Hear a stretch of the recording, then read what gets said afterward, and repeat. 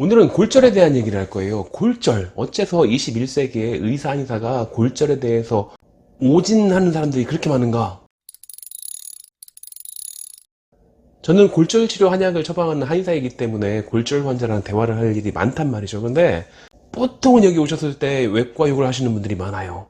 반대로 외과에 가면 제욕을 하죠. 저 외과는 기껏해 엑스레이 찍더니 골절도 못 맞추더라, 혹은 저 한의사는 찾아갔더니 골절도 못 맞춰가지고서 이렇게 팅팅 부었는데 골절 아닐 수도 있다고 그딴 소리 나고 있고, 이미 어딘가 한의원 외과 어딘가에서 누군가를 욕하고 있는 분들이 있을 거죠, 아마도. 저는 한 25년 전부터 계속 들어왔던 욕이에요. 이거 어쩔 수가 없어. 내가 발을 심하게 접질렀다, 어딘가 부딪혔다 이랬을 때 무조건 골절을 의심하진 않거든. 좀 심하게 아프거나 붓거나 이럴 때는 골절을 의심할 수 있기 때문에 사진을 좀 찍어보라고 이렇게 말씀드리기도 하겠죠. 그래서 A 외과를 갔는데 아무것도 없대요. 그냥 엑스레이를 찍었는데 괜찮대.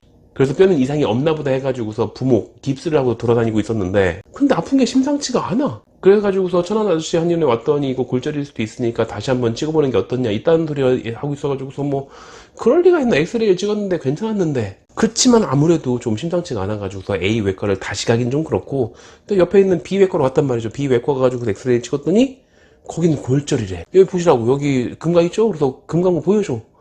아니 여기는 좋은 엑스레이를 찍고 A 외과는 나쁜 엑스레이, 옛날 그 썩음썩음한 거 갖다 쓰고 있나? 아니, 어떻게 한의사도 알 수 있는 것들을 지들이 몰라. 그럴 거면 엑스레이 뭐하러 찍은 거요. 옛날엔 이런 식으로 해가지고서 동네방네 돌아다니면서 저 외과 뭐 A 외과는 돌팔이라고 그렇게 욕하고 다니고 뭐 그러고 있었는데, 요즘은 한술 더 뜨죠. 그냥 그렇게 해서 끝나는 게 아니라 거기다 뭐 악플 달고 있고, 무슨 커뮤니티 이런 데 가가지고서 뭐 거기 가지 마라, 돌팔이다, 이런 식으로 그렇게 하고 있단 말이에요. 그 다음에 A 외과에서 고소 당해가지고서 재판 가가지고 져가지고서 뭐 그러고 있단 말이에요. 이게 대표적으로 갈비뼈, 손가락, 발가락, 뭐 얼굴뼈 이런데 거기가 그래요. 잘 안 보여, 그게. 특히 실금간 정도 했을 때는 잘 보이지가 않아요, 엑스레이로. 단차가 어느 정도 나야지 볼 수 있는 건데 안 보이니까 어떻게 진단하겠어요. 그래서 일단은 골절 의심을 하더라도 골절은 없다라고 얘기할 수밖에 없는 건데, 전에도 그 골절의 회복 과정을 얘기한 적이 있을 텐데, 한번 금 가면은 거기에서 그 금간대에다가 대충 세면 발라가지고서 대충 메꾸고 이렇게 하는 게 아니에요. 이것들을 몸에서 할 때는 철저하게 해야 되니까 일부러 더 그 주변을 부셔요. 더 부셔가지고 더 깊고 더 넓게 만든 다음에 거기다가 충분한 양의 세면을 발라가지고서 더 튼튼하게 만들고, 더 튼튼해졌기 때문에 옛날보다 더 강인한 뼈가 되는 거죠. 파골세포가 작동을 하기 시작한 다음에 걔를 계속 부셔요. 부시기 때문에 시간이 좀 제법 오랜 기간 동안에 더 오랫동안 더 많이 부신. 그래서 처음에 실금 가가지고 잘 안 보이는 것들을 파골세포가 작동한 다음에는 시간이 지나면 점점 더 커지기 때문에 그때는 보이는 거예요. 그래서 A외과 갔을 때는 안 보였던 거, 그리고 천안 아저씨 한의원 갔을 때는 의심했던 거, B외과 갔을 때는 보이는 거, 이런 상태인 거죠. 그러니까 A외과가 잘못한 게 아니죠. 중간에 병원을 왔다 갔다 했으니까 거기서 그런 것들에 대해서 말씀을 드릴 수 있는 시간이 없었던 것 뿐이지, 거기 원장님이 큰 잘못을 안 게 아닌데 미리 오해를 하신 거죠. 물론 반대의 상황도 있어요. 저한테 와가지고 손가락에 팅팅 부어가지고서 흔히 말하는 어열 치료를 위해서 침 치료를 하고 있는데 오히려 더 악화되는 것 같아. 그러면 악화되는 거는 당연하다고 했잖아요. 골절이 있을 때는 처음에는 악화된다니까. 그러니까 이상해가지고 옆에 있는 외과를 갔는데 거기서 찍어봤더니 골절이 보여. 그렇기 때문에 이제 골절 진단이 나오면 그때도 욕하는 거지. 저기 못 알아본다고. 아니 이렇게 팅팅 부었는데 이걸 가지고서 골절 진단을 못 내린다고. 골절인지 몰랐다고. 이런 과정을 겪기 때문에 골절을 못 알아보는 의료인이 있는 거예요.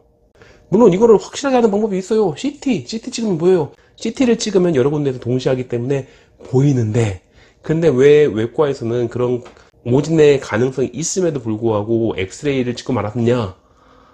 방사선 피폭량이 달라요. 엑스레이는 여러 번 찍어도 괜찮지만 CT는 그렇게 막 자주 찍는 건 아니거든. 어차피 엑스레이로 찍어도 잘 보이지 않을 정도의 골절이라면 양방은 그냥 그렇게 뭐 진통제 줘요, 원래. 진통제를 주면은 이게 골절이든 아니든 별 상관없어. 그리고 한방에서는 오랫동안 안 나와가지고서 골절이 발견되면은 한방에서는 뭐 골절 한약을 주면 되겠지. 근데 뭐하러 미리 CT를 찍어가지고서 방사선 피폭량을 왕창 때려 붓겠어요. 골절이 아닐 수도 있는데.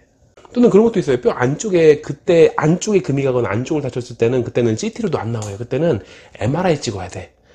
근데 안 찍어주죠. MRI는 이런 게 확실하게 확진이 되지 않는 경우에는 보험 적용이 안 될 수도 있거든. 보험도 안 되고 실비도 안 되고 이런 상태일 수도 있다고. 그렇게 안쪽을 다치는 경우를 골좌상이라고 부르는데 이거는 골절 취급도 못 받고 아프긴 아프고 이런 거예요.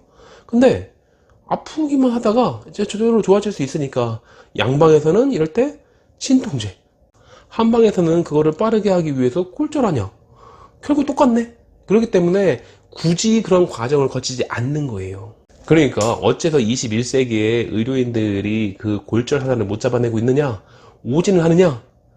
오진을 하는 게 이득이니까. 오진을 하더라도 괜히 설레발 쳐가지고서 CT, MRI 찍고 이런 것보다는 그냥 놔둔 채로 있어도 큰 차이가 없기 때문에, 그러니까 그냥 무시하고 넘어가는 거예요. 물론 정밀한 동작 한 개 한 개가 중요한 프로 운동선수들은 그렇잖아요. 그 사람들은 처음에 아프다고 하면은 MRI 돌리고 시작하니까 좀 다른 거죠. 일반인들은 그렇게까지 필요 없잖아요. 그냥 어떻게 아프면 얌전히 걸으면 되는 거니까.